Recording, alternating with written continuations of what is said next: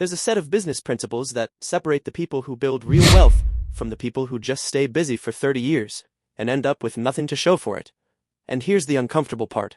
Most of these principles have nothing to do with strategy, tax codes, or market timing. They have to do with how you think, how you operate, and how you structure your daily decisions. Jim Rohn spent his career teaching exactly this.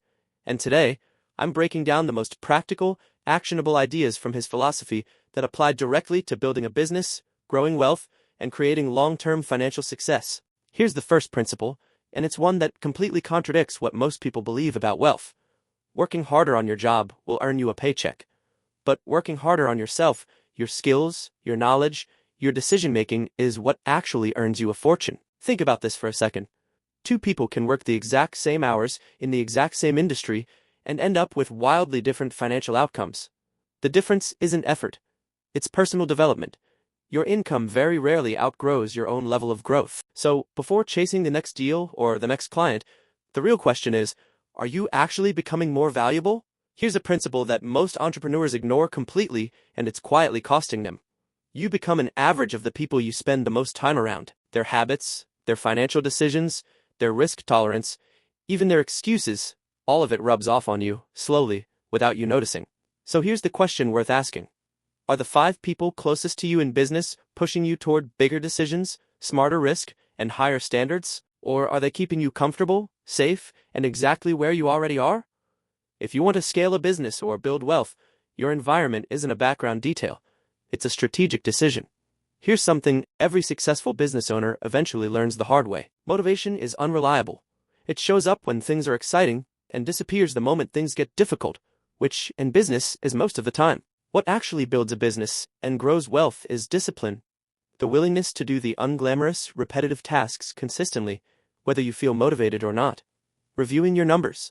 Following up with leads. Sticking to your budget. None of it is exciting.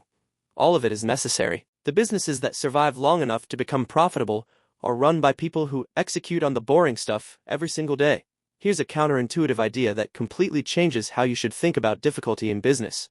Wishing for things to get easier is actually the wrong goal. Because if conditions get easier, your skills stop developing, and the moment a real challenge arrives, you're not equipped to handle it. Instead, the smarter move is to wish for more capability, more skill, more strategic thinking, because that's what actually expands what you're capable of earning and building. Easy money, without the skill behind it, tends to disappear quickly. Money built through real capability tends to stick around and multiply over time. This next one is deceptively simple, but it might be the most powerful business principle there is. Small actions, repeated consistently, produce massive results over time, and small mistakes, repeated consistently, quietly destroy businesses from the inside. The danger was never the big dramatic failure. It's the small things left unattended. The unreviewed expense report, the postponed pricing review, the client follow-up that never happens. None of it feels costly today, but compounded across months and years, it's the difference between a business that scales and one that quietly stalls out. Here's a principle. A lot of business owners resist, but it's exactly why the ones who embrace it pull ahead.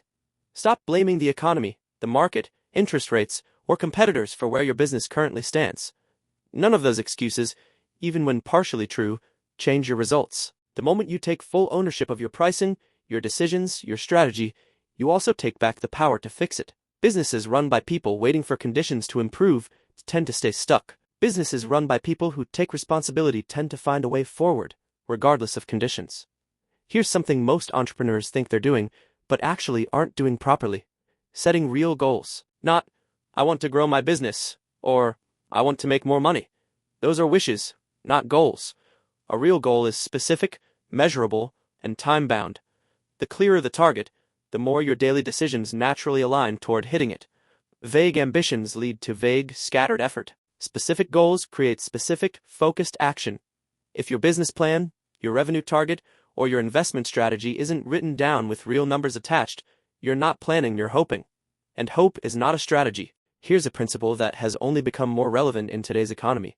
Relying entirely on one income stream, one client, one business line, one revenue channel leaves you completely exposed. When that single source shifts, whether through market changes, policy changes, or competition, you're left with nothing to fall back on.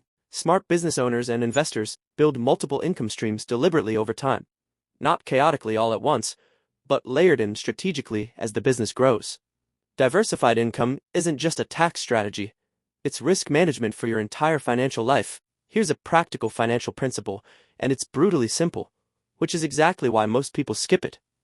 Before spending on growth, before lifestyle upgrades, a portion of every dollar that comes in should be set aside savings, reinvestment, reserves. It's not how much revenue your business generates that determines long-term wealth. It's how much of it you actually keep and put to work. Most business owners spend first and save whatever's left over, which usually ends up being nothing. The businesses that build real reserves and long-term wealth flip that order completely. They save and reinvest first, then operate on what remains. Here's something that should change how you think about where to invest first. Before pouring more capital into a business, pour time into developing the skills that make you genuinely more valuable in the marketplace.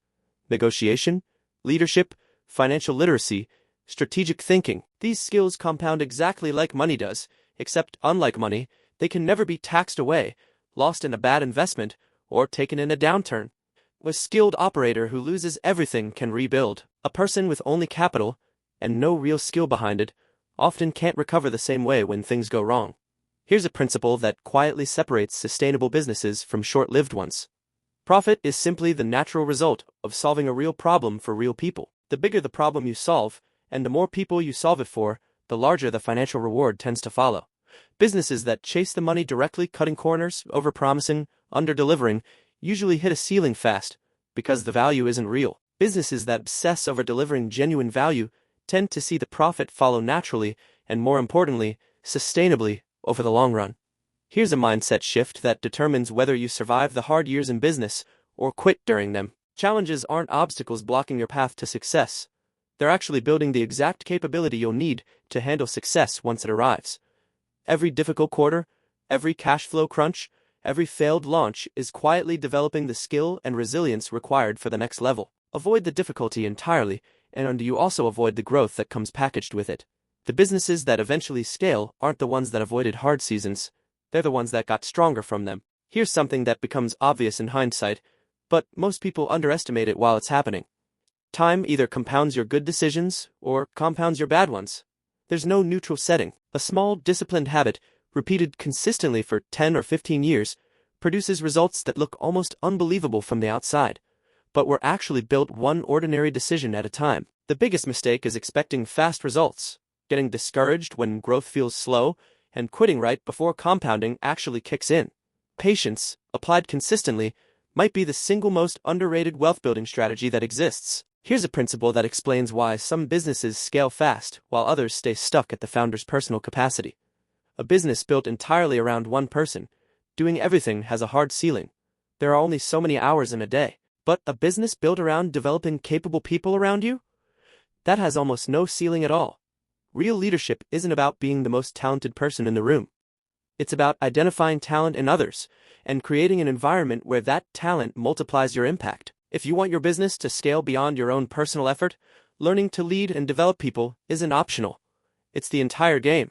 Here's a trap that's even more dangerous today than it used to be, thanks to social media constantly showing everyone else's highlight reel. Measuring your business or financial progress against someone else's is almost always misleading because you're comparing completely different starting points, different resources, and different timelines. The only comparison that actually matters is where your business stood last year versus where it stands today.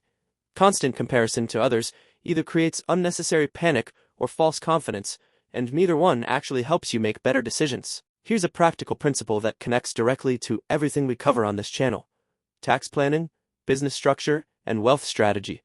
Manage your personal finances with the exact same discipline you'd apply to running a company.